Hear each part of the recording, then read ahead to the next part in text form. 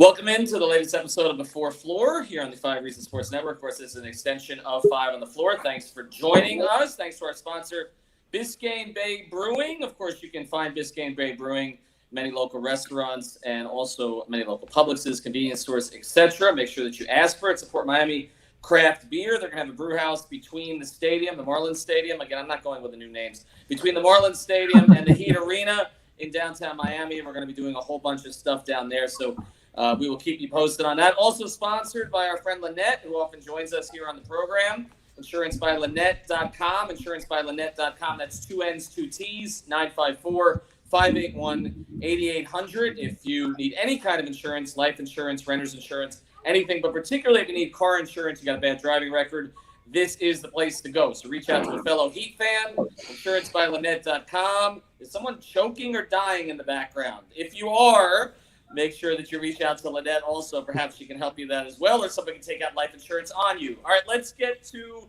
tonight's episode here. We've got Greg, we've got Jonathan, we've got Brady, we've got Ricky, and we've got our producer Alejandro here. So full house, Heat game at 10 o'clock. Greg is still awake. I'm pleased with that. We'll see where we are at about 11:30. All right, latest on Oladipo. Let's get through this, and I'm going to preface this by saying we always know more than we can say. So we always know more than we can say, or we have a sense of more than we can say. And then when you end up reporting something that does advance a story, people then get pissed off because you're not advancing it more. But we're going to be responsible here, and we're going to go with what we can absolutely 100% confirm. And that's what I did today for my Twitter account.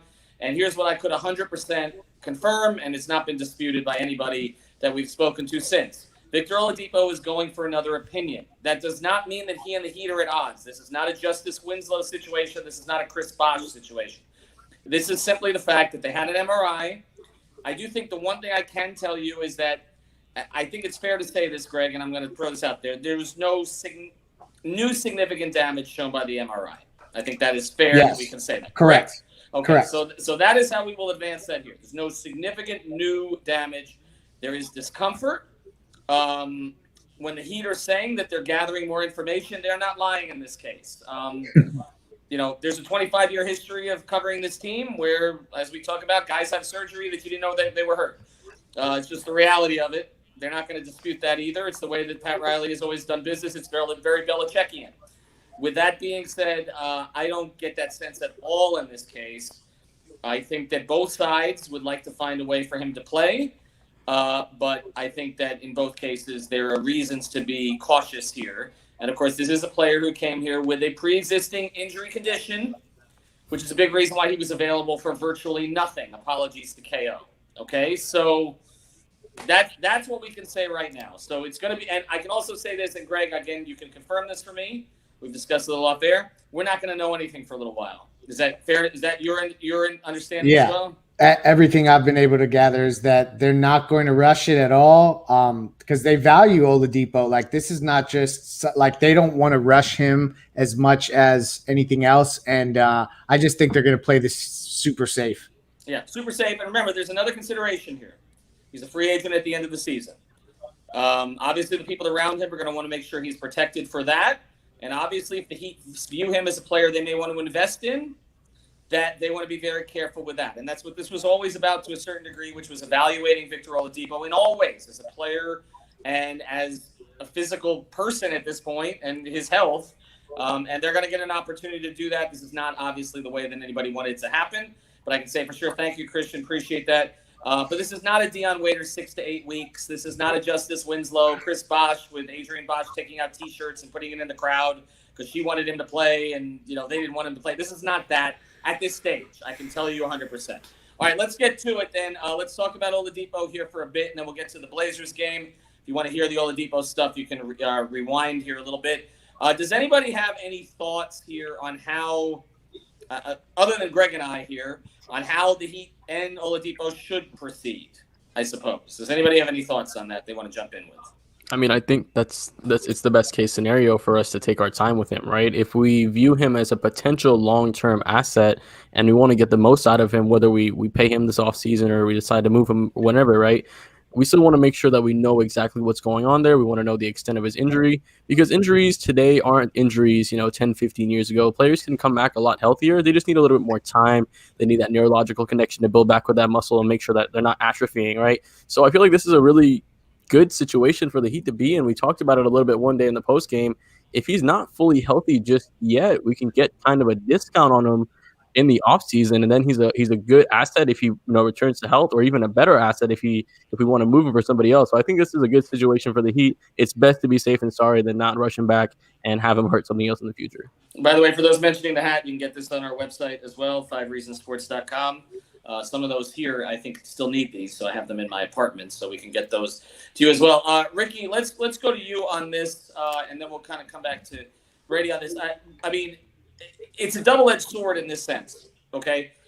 You want Oladipo to play because you want this team to go as far as you possibly can, and you just want him to be healthy for his own sake. He deserves the opportunity to compete at the highest level, okay?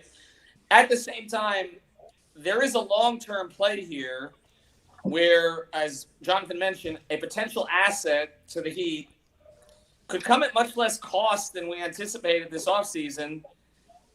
Again, if you still think he's capable of playing at a reasonably high level, how do you balance these things? Well, I think one of the reasons why I was even for the Oladipo trade as opposed to the Kyle Lowry trade was because I was more in favor of a balanced approach to the here and now and the future. Oladipo can represent both of those things for this Heat team. I think you work him back very slowly. You don't push the leg because, as Heat fans are aware and as Bulls fans are aware, you don't want to tempt the basketball gods with regards to building up of leg injuries. In 2011, 2012, Derrick Rose had an assortment of leg injuries, which ultimately resulted in him blowing out his knee, and that pretty much, everything just precipitated from there. Yes, Oladipo is a potential asset in the summer, but I think right now you need to worry about how this season is going to play out. You want him to be playable at some point in this season, and Oladipo, thankfully, isn't the only acquisition that this team made at the trade deadline to make this team better than they were before. Unfortunately, they gave up KO, but considering Bjelica, Ariza, and those two, their arrival respectively, as well as potentially what you might get out of Dedmon, which we don't know what it is. Right. I think at this point, you work with what you have. You work Oladipo slowly back, and you just be as forthcoming as you reasonably can be with all parties involved, so that way, come the summertime, there won't be any bad blood going in free agency. All right, good stuff. Let's pivot off of it. If anybody wants to listen to it, they can go back to the beginning of this. Obviously, we'll get into it a little bit more perhaps tonight on the podcast if Greg, Alex, and I all stay up. All right, Brady, I know Greg tweeted today he thought that we might not see Kendrick Nunn as a starter, and I understood why. I saw what you were getting at, because Spoelstra can be a little quirky with these things. I am here. I heard pretty much all day that he is going to be a starter. I don't know if that's official at this point, but that is the way that it was going. That was my understanding. Conversations have already been had. So you tell me, Brady, what can Kendrick Nunn provide at this stage? I feel like we've seen it, but we've seen it here and we've seen it here. So where is it now, do you think? Yeah, I just wanted to say that it's not official, but Erik Spoelstra never talks about starting lineups in his pregame press conferences, but he basically the entire time when asked about Kendrick Nunn hinted at him starting tonight, talking about the fit with the four guys, how he could kind of fit in next to Ariza, who he has yet to play with, different things like that. So I do expect that. And I think to just go back to the Oladipo thing real quick, talking about Nunn, it makes it a lot easier to take your time with Oladipo when you have it's not going to be an empty spot that you're losing. You have a Kendrick Nunn who is more than willing to step into that spot. You're basically going back to the team you once were. So you're not declining in any spot, even though he gave you that boost defensively. But I do think Kendrick Nunn, he was rolling right before he got, the rolled ankle and got taken out to the rotation completely. His last game that he had significant minutes was against this Portland team, and he played really well. Yeah, sure. He had a high efficiency game, 22-point game. So we've seen what he's capable of doing. And even though the defense has been clicking, maybe a little bit inconsistent at times, the offense is still the area that we're going to look to. And adding a guy like Kendrick Nunn back into a lineup with those starters, when Duncan Robinson is now hitting threes and different things like that, it may make him more, efficient than he was before. And he was doing that consistently when the offense wasn't clicking. So I do think, what he can bring in a game like this and this West Coast trip where he's more hungry probably than anybody on this team, I think he could be a huge boost for them moving forward. All right, last few minutes here, and I think I'm losing the connect a little bit. Portland, you know what you have to deal with there. Obviously, the guard play, but also Enes Kanter had 30 rebounds in his last game, and we know how that goes sometimes against the Heat. So, how much Dwayne Dedmon do we need to see tonight, Greg? Like, where does this fit? I don't think we're going to see Dwayne Dedmon tonight. How about that? I don't think Kanter can do the 30 rebound thing again. The Blazers are not really a great rebounding team. They're pretty much middle of the pack last time I checked. And I just don't see Kanter doing that. Although Kanter does give us fits in certain ways. And he's been a player that I know fans that are on the teams he plays for pull their head out because of what he does defensively. But you can't deny that he gets rebounds and he scores buckets. So that'll be interesting to see. And, the other thing I wanted to mention was it's exciting to see Kendrick Nunn get this opportunity because, like, we talk a lot about Oladipo playing for a contract. Kendrick Nunn is playing for a contract. So as much as my heart was saying I want to see Hero get put back in that spot, I understand, and my head tells me why Kendrick Nunn is getting this opportunity. Yeah, I mean, I can tell you Kendrick is pretty geeked up about this. I mean, not that wanted Oladipo to get hurt, but it did look like Kendrick was being phased out completely, and now obviously is not. And the reality is Kendrick Nunn was playing better offensively than Victor Oladipo has played for Miami. I'm not saying he's better. We're not going there. And defensively, it's no contest. But I'm just saying in terms of production, you were getting more out of Kendrick Nunn. Maybe not the ability to break down the defense, but just the scoring, you were getting more of that from Nunn. And this is a team that struggles to score. We know that. All right, let's get to it. How do they – I mean, Lillard, McCollum, they don't have Gary Trent Jr. anymore. That's the one trade that looks like it's really worked out for both sides. Like Gary Trent and Norm Powell both playing at a high level. Norm Powell has done damage to the Heat previously. So, I mean, tonight, Jonathan, what is the prescription? You don't have Oladipo on Lillard and McCollum now. Well, I mean, it does start on the defensive end, but the problems we have really are offensively. So what I really want to see from this team is an inside-out approach, right? You really start attacking the rim. They allow the 23rd most free throws attempts, right? So we can get to the rim early, get Kanter in foul trouble, get him out the game so he doesn't bother us, right? But I think an inside approach is going to be best because they do defend the three better than they defend the paint. And I think for us to get those shots and to score as much as we want to, we're going to have to start inside and outside. If we start just flaring up threes and they don't go in, we're just going to have another one of those games where we have 4 or 5 offensive droughts and going against the top 3 scorer and Damian Lillard, that's not going to work for us. So defense, obviously, but I think we need to really just focus on the offense and get some threes going. Ricky, you are the eternal pessimist here. This is one of those games. This is one of those games that is realistic to be pessimistic about. Portland's a tough place to play. They've got elite guards. The Heat struggle at times with elite guards. It's a tough trip. You just had sort of the gut punch of Oladipo going out. How do you see it tonight? For some reason, I'm reminded of when Mario Chalmers had a game-winning 3 in Portland maybe 5 or 6 years ago and didn't hit it. And then the following game, he hit like 10 threes in Sacramento. I don't know why that just popped into my head. I was there. Weird like that. Yeah. Rio was so pissed in that locker room. He called Spo an MF-er to me because he's pulled him out of that game before he had a chance to make 13 threes. So yes, I'm very familiar. That was a late night for me in Sacramento out by the cows. So I get recall. that. I think at this point, I'm going to try to be as realistic as I possibly can. Last time the Heat played, they scored 122 points. This time around, they are more equipped to compete with the Portland Trail Blazers tonight. They're not as shorthanded as they were. I think that game was the trade deadline, right? Or was that the night after? It was one of those two. I think that Miami can make this competitive if they pretty much continue where they left off last time and not foul Damian Lillard with about a second left in the game. But look, the Blazers are at home. They go, they shoot a lot, they make a lot of those threes, and Miami's known for giving up a lot of those threes. That said, Miami is a much better defensive team than we've seen in quite some time. It could go either way, but I think at this point the Blazers are probably going to pull away 2 with days this. rest. Come on, guys. They're off 2 days rest. The Heat got this all night. CGEW. All right, I'll give the Oladipo update again here at the end. Brady, you close on this. Yeah, I do. No, I think this is a big Bam night. I feel like we hear this a lot, but this does feel like a Bam night. The last time they played Portland, he had a really great game. He's going to be matched up with Nurkic early, who's coming off an injury. He's going to be on a minutes restriction. I think he's going to have to attack that early, and playing against drop coverage, he's going to have that mid-range jumper at the free throw line. I think everything's pointing towards him getting that type of game. Jimmy Butler wasn't playing last game; he is tonight, so obviously the focus is going to be more on Butler. So I do expect that to happen. I think if that goes right, if a guy like Kendrick Nunn could step up with as hungry as he is, as everything's pointing towards that as well. I think they have a chance to win this one. You mentioned the points scored in that last one. And I think if they just play a bit more, solid defense throughout the game, then they have a chance. So I think Miami wins this one close.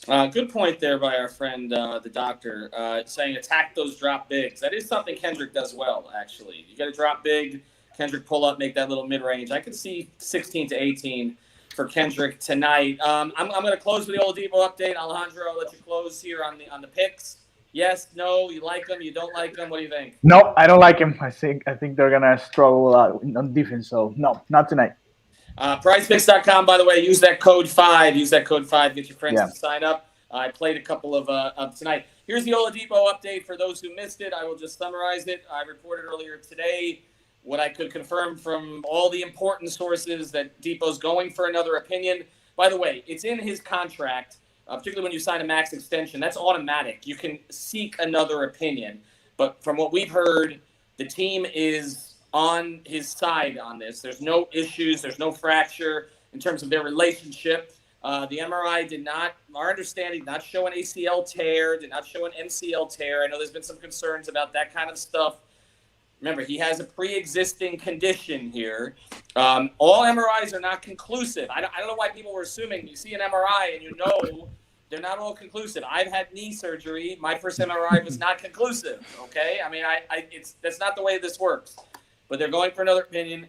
He's got discomfort, and they're going to see how long this thing takes. But they're on the same page with it. That's all I can say. But I think Greg and I have both been told the same thing. It could be a little while before we know anything definitive because they don't know anything definitive. We're not hiding it from you. Okay? To try for to get real reviews. this time. For real. Okay? 6 to 8 weeks. Dion Waiters. So we'll let you know more as we know more. And thanks to Ricky, Jonathan, Brady, Greg, Alejandro. Thanks to everybody else here. InsuranceByLynette.com, Biscayne Bay Brewing. Stay the hell up until 1:15. We'll be dropping a pod. And I think Royals hosted postgame tonight. We'll see. I set my alarm. Hey, Coach, we'll get started with Ira Winterman. That'll be interesting. Eric, the last time that Kendrick was in the mix was before Nemanya's first game. You were still working in Trevor to a degree, and of course, Victor hadn't played. Have you changed much with the additions schematically, style-wise, or if Kendrick gets back in, is he sort of stepping into what he's very familiar with? Yeah, the changes aren't on his end. It's more about the new guys working to get a little bit more comfortable in our system. Nunn is comfortable that, those 4 guys that had started together, a decent amount of games feel comfortable. And Trevor's the kind of guy that can plug in and fit in no matter, what the system is and who those guys are. Obviously, they have Nurkic back tonight. Cantor coming off a huge rebounding game. You also had a couple of really big offensive rebounds the last time you played. As you go to this, I know you don't like the word smaller lineup, but with Trevor at power forward, how important is it to sort of the old, you always mention gang rebounding, guards coming back, helping, that sort of thing? Does it become even more important as you maybe go a little smaller than you were with Kelly and Bam? Thank you. Yeah, it's not as much about the size. It's about the commitment to finishing your defense and finishing those multiple effort plays. We had a couple really tough possessions in that game where we had a 1-point lead on possessions where we defended really well, and in two cases we forced air balls that ended up in his lap and for putbacks. But he is a great offensive rebounder. Nurkic provides a lot of that same kind of size and pursuit for second chance opportunities. They're a really good offensive rebounding team. We just have to commit to finishing off our defense. Next, we'll go to Anthony Chang. Hey, Spo. Regarding Trevor, I know most of his shots will come from three-point range in this offense, but he's shown the ability pretty consistently also to put it on the floor and also get into the paint. How much of that part of his game can also help with spacing, with just his ability to keep defenses off balance in that way? He's a savvy offensive player. So he's not one-dimensional. He knows how to, take advantage of overextending defenses. And I think the area that he'll be able to help us even more will be his off-ball cutting. Yeah, he's been a very good cutter over the course of his career. And as he's learning our system, I think he's seeing more spots where he can be effective in that kind of game, where a lot of guys, a lot of our guys, have that skill set to be able to move without the ball and find open opportunities at the rim. All right, Coach. Thank you. Okay, thanks.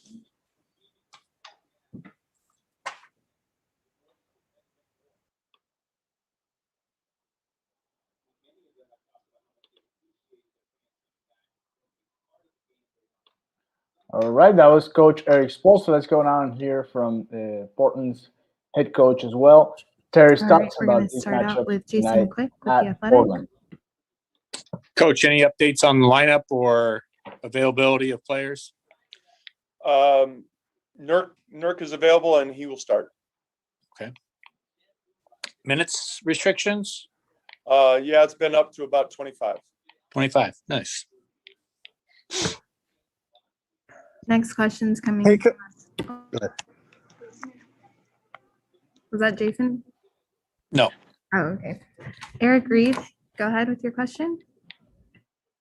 Thank you. Hey, Coach. Good to see you. Just wanted to ask you about. Thanks, Coach.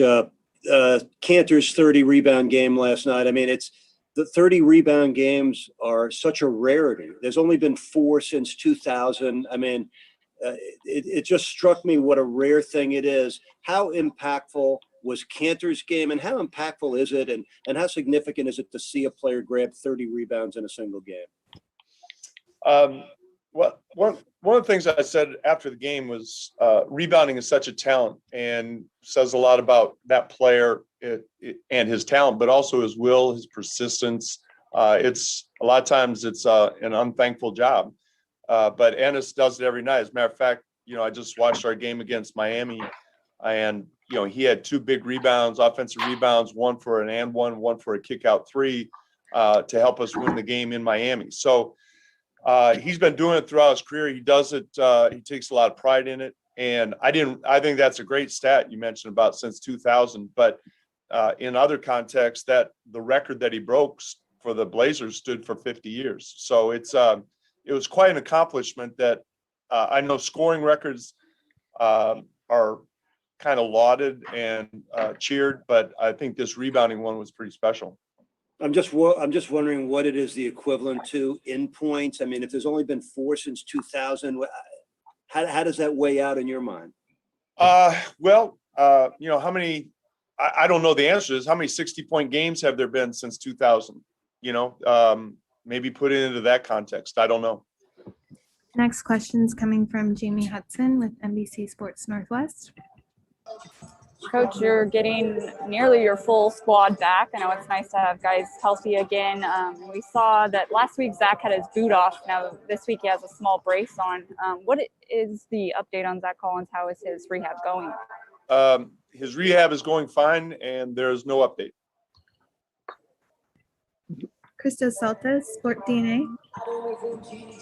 Hello, Coach. Hope you are doing well. Thank you. What kind of challenge for your team is tonight's game, and how important is to slow down players like Adebayo and Butler? The challenge tonight, one is they're a very good team. They defend well. They protect the paint. Offensively, they share the ball. They shoot threes. Adebayo had an outstanding game against us. Jimmy Butler didn't play against us, but we know what he can do. I think they have a real identity on both ends of the court. Defensively, they're aggressive. They get after you. They get it and rotate. They play extremely hard. Offensively, they move the ball. They're unselfish. They've got some guys who can really shoot it. Adebayo's come into his own as a scorer, as a rebounder, as a playmaker. So it's I think they really they know what works for them, and it kind of that the run that they made last year to the finals, that was I think their blueprint. Aaron Fentress with the Oregonian. Coach, Ramadan starts this week. You've coached Cantor before when he was fasting and not drinking water during games. How impressed were you with his ability to perform under those conditions? I was impressed regardless of those conditions, but I coached Sharif Abdul-Rahim in Atlanta. Obviously, Ennis was with us before, and I think the guys who observe Ramadan put Nurk in that as well. I think those guys who observe Ramadan know what they need to do to take care of themselves and still observe the holiday. I haven't seen it affect any of the players that I've coached, but I have a lot of respect for what they do. Thanks. All right, thank you, Coach. All We're right, gonna wrap let's there. listen now All right, from thank you. Jimmy Butler after the Miami Heat beat the Los Angeles Lakers a couple of nights ago. Well, that was on Thursday night. So let's listen Hear to about what it. Jimmy It Butler doesn't matter said who's about- in and out for the other team. It's an NBA game. It's always going to be a challenge. When you look at a game like this, you found a way at the end, but it was a 3-point game very late. Was there enough from you guys to distance yourself, or do you have to go back and look at sort of what didn't happen, or do you just take the W and move forward? You always take the dubs in this league. Very hard to come by, especially against the Lakers at that. Yeah, we could be better. Do I got a knot in the middle of my head? Yeah, he really hit me. Yeah, so you gotta take him when you can get him. And then a guy like Vic, he really had a breakout kind of performance there. He was hitting his threes, that spectacular dunk early over Drummond, but then the second one he got hurt on. What's it like to see a guy, especially a guy like who fought his way back from an injury, to come back, have a night like tonight, but then have to limp off when he did? He was out there hooping. I'm happy for him. Hopefully he's more and more in the rhythm and he's okay.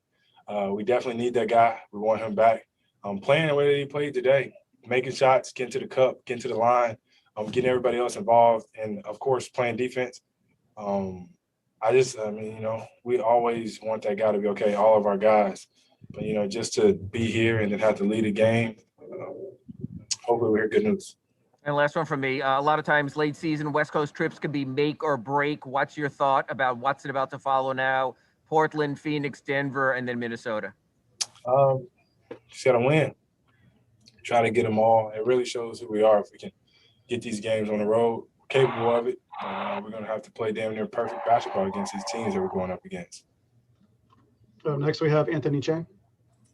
Hey, Jimmy, Precious came in the second half and kind of gave you a physical presence inside. What did you think about his minutes tonight, and what have you seen from behind the scenes of him just staying ready during the stretch? He's been working hella hard, and it showed tonight how aggressive he was, how he was flying around on both ends of the floor. And that's how he has to play every time he gets the opportunity to touch the floor. That's how he's going to gain more and more trust from his teammates, from the coaching staff. But he was huge for us tonight, and I hope that builds his confidence because we all know the type of player that he is, and he's only going to get better. Thanks, Jimmy. Next, we'll go to Nicole with Tab Deportes, Puerto Rico. Hi, Jimmy. Congrats for the win. I can focus with your facing pose. It's my knot. You're okay. You're okay. Right now we are a little closer to the playoffs. So what did you think has been the biggest challenge at this point in the season? And how do you manage to improve and be prepared for the big part of the season? I think for us it's consistency, playing great basketball for 48 minutes, maybe even more if we hit overtime. We've been up and down all year long. Hopefully we hit a stride that we're playing the right way and we're stringing together wins. That's it. Be playing your basketball, best basketball at the right time when the playoffs get here, and then you worry about that whenever it's the time. All right, next I go to Menaja with 24 Sedem, Serbia. Hello, Jimmy. Greetings from Serbia. Yeah. Tell me, how is it like to play with Bjelica? What do you see him bringing, and do you talk with him on Serbian, or how's that going? I do. I played with him in Minnesota. Really loved him as a teammate, as a human being. And he stretches the floor with us. We can switch. He's able to show blitz. And he can put the ball on the floor as well. He played point guard over there in the EuroLeague and was extremely dominant at that. So it's a blessing to have him again as a teammate. I get to brush up on my Serbian with him and Goran anyways. Thank you. All right, Jimmy, thank you. I'm going to ice my damn foot.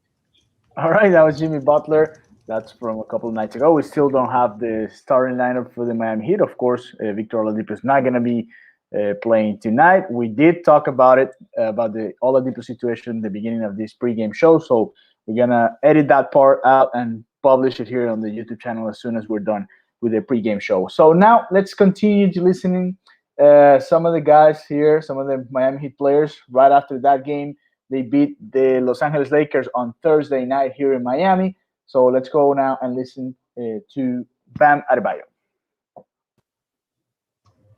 Hey, Bam, we'll get started once we get some hands raised. And we'll start with Ira Winderman. Bam, coach always warns us. It doesn't always matter who's on the other team. It's an NBA game. It's always going to turn into a fight to a degree. What was it like playing this Lakers team without all those guys and still finding yourself in a 3-point game late in the game? Was it surprising to you, or is that just the nature of this league? They're NBA players still. I mean, it doesn't matter if their best players out. They still are NBA players. They still can hoop. Mm-hmm. So it is.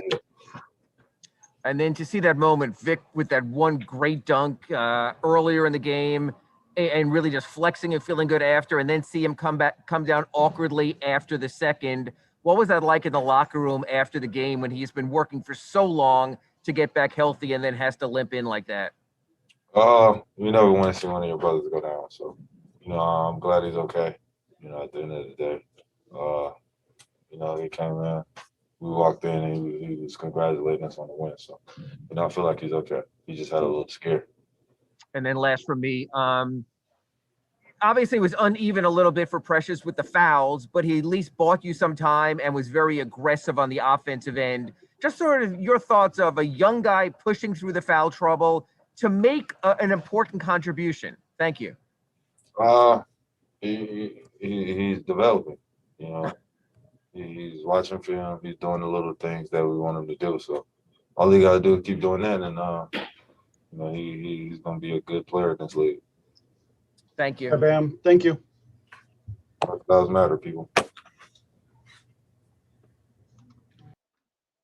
All right, that was Bam Adebayo right after the Miami Heat beat the Los Angeles Lakers 110-104 on Thursday night here at American Airlines Arena. So now, since we're waiting for the starting lineup for the Miami Heat, let's listen to the shoot around, the little segment that our guys Ariel Atias and Gadiel Cartagena do here on the 5 Reasons YouTube channel and on their Twitter accounts.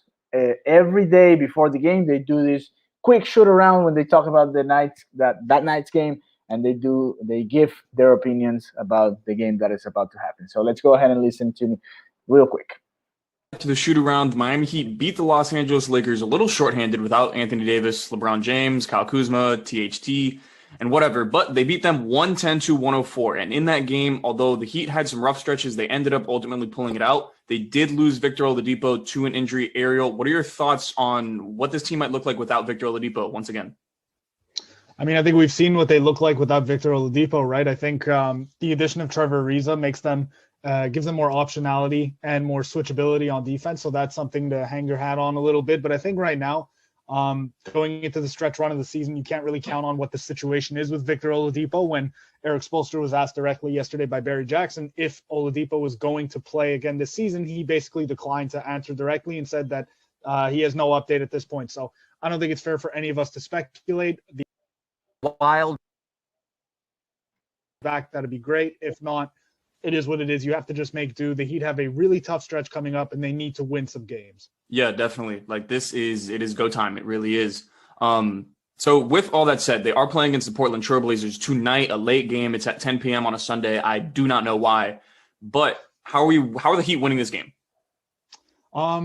The Blazers are a really good three-point shooting team. They're second in the league in three-point field goals made, and they're a top 5 offensive rebounding team. So while they're just an average rebounding team overall, they attack the offensive glass. Enes Kanter gives the Heat fits every time they play him. So if I'm the Heat, really focus on the defensive boards. If you can take care of that, then you eliminate some of the second chance three-point opportunities for the Blazers, and you give yourself a good chance to win the game.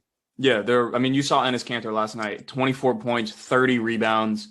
Do not let this game be won in the paint because, the guards can also kill you. At least make it a one-dimensional offense for their team. They're not good defensively. We didn't have Jimmy last time. I expect the Heat to just get Enes Kanter in foul trouble, being completely honest. I think that's probably the easiest way to go about this. He's not quick enough to guard Bam. He's not strong enough to stop Jimmy at the rim. I think that's the way that the Heat win this game. We'll see. I think the Trailblazers are coming off of back-to-back. So this is, technically speaking, a really good opportunity for the Heat to get a win. Hopefully they do. Hopefully Victor Oladipo is able to be okay. And that's it. Go Heat. So, like I said, that's the shoot around with Gadiel Cartagena and Ariel Atias. You can watch it. They post it early every day before the Miami Heat plays, and that's on their Twitter accounts. You can look them up, or later on the YouTube channel here on Five Reasons. So before we actually go to the Miami Heat lineup, which is right here, we're going to listen to Precious Achiuwa real quick, right after that win against the Los Angeles Lakers, and then we'll have the starting lineup. It's going to look like somebody that you guys wanted. It's going to be back on it. So let's listen to Precious Achiuwa, and then we'll go over the starting lineup for the Miami Heat tonight. Ride. You come in right away, boom, whistle, and you're wondering where it's headed. And then you got really active on the boards in the offensive end, took a couple of pocket passes, got involved, got to the foul line. What was that like for you to sort of come in like a burst of energy, hear those whistles right away, but then settle yourself? It's just staying ready. That's one of the things I've been able to, just learn over this period of time. Just staying ready whenever my name is called. Just going out there, playing with a lot of energy, impacting the game, impacting winning, and just doing all the little things and whatever it takes to win basketball games.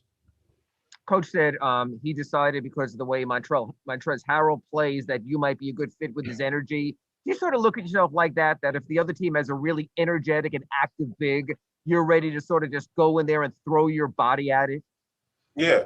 I feel like I said, just staying ready. No matter who I'm going up against, I understand what is asked of me on this team, and I just try to do the best of my ability towards what is required of me, and it's just going out there, bringing a lot of energy on both ends of the floor, defensively, offensively, getting into pick and rolls, getting to the basket quickly, offensive rebounds, blocking shots, whatever the case may be, finishing around the basket, just, whatever just takes to get everybody going, just bringing life to the team and impacting winning. And this might sound like a weird question, but do the fouls bother you, or is it the fact that they come out of your energy? You sort of accept that's sort of an ancillary part of the whole process? Yeah, I think I just gotta just ease into it, honestly. Just get my mind ready for the game, and hey Jimmy, get out of here, man! This dude crazy. I just gotta get my mind ready, and just slowly just build myself into the game. I came into the game, it was just a lot of energy, just going up and down both sides, and picked up those quick fouls. I just had to get myself ready, just go back, recalibrate, and just be engaged. Oh, yeah. All right. Thank you, Precious. Thank you. I appreciate y'all. So that was Precious Achua with a little bit of Jimmy Butler in the background there. So we do have the starting lineup tonight for the Miami Heat. Of course, as you guys know, Victor Oladipo is not going to be with the team at least for 4 games, but it could be more than that. We'll see. We'll see what happens in that regard. Ethan Skolnick and Greg Sylvander have been talking about this, and they did talk about it in the beginning of this pregame show. I'm going to edit it and put it up here on the YouTube channel. So for all of you that didn't actually get to see it, to watch it live, to listen to their report and what's going on between Victor Oladipo and the Miami Heat. So this is the starting lineup tonight. Kendrick Nunn, Duncan Robinson, Jimmy Butler, Trevor Ariza, and Bam Adebayo. So Kendrick Nunn coming back after losing a lot of minutes since Victor Oladipo got back. So he's back and he's put right back into the starting lineup. It's Kendrick Nunn, Duncan Robinson, Jimmy Butler, Trevor Ariza, and Bam Adebayo. That's going to be the starting 5 for the Miami Heat tonight, facing the Portland Trail Blazers. So for all of you that love basketball, that love betting, that love sports, go ahead and go to PrizePicks.com. Use the promo code 5FIVE,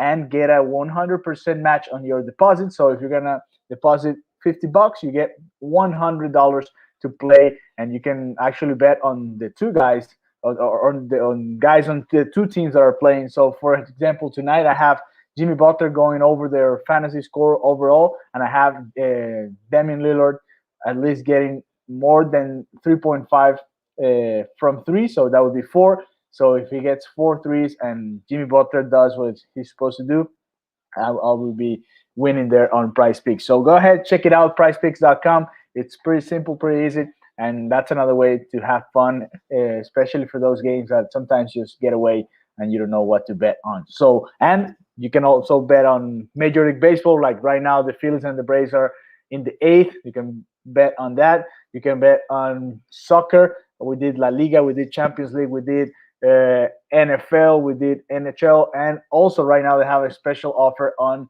golf. So you can bet on about every sport that you like there on PrizePicks.com. Go ahead and check it out before the game. You have about 20 minutes before the game starts. So go ahead. Thank you very much for joining us for this pregame show. As usual, for us, it's a pleasure to be with you right before every Miami Heat game.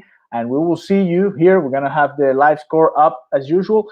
And after the game, if the guys are up in the morning, 1 a.m., 2 a.m., we will have the post-up show right after the game, the post-game show analysis and opinions from our guys here on 5 Reasons. So thank you very much for joining us. It was a pleasure, and we will see you soon here on the 5 Reasons YouTube channel. Have a good one. Enjoy the game, and have a very beautiful beginning of next week. Bye-bye.